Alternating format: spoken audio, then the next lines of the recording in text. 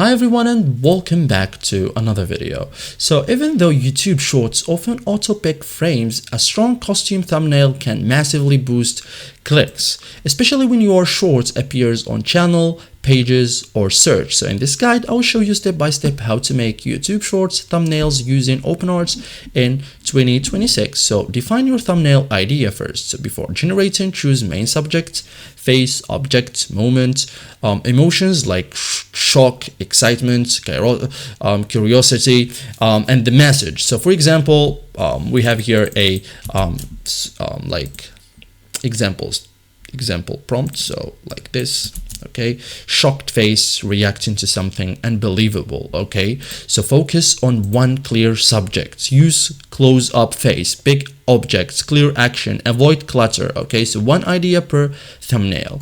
Write a strong prompt, for example, close up, shocked face, wide eyes, dramatic lighting, high contrast, so this is just an example. Okay, so add keywords like high contrast, bright colors, dramatic lighting. Okay, so design to stand out. Okay, so generate multiple variations. So open OpenArt, generate several images, look for strong emotion, clear subject, high contrast, pick the most eye-catching one, and enhance in editor. So use CapCuts, Photoshop. Okay, so add big text like from 1 to 3 words max, arrows or highlights, zoom on subject, and make it pop. Okay, so thank you guys for watching this video and see you in the next tutorial.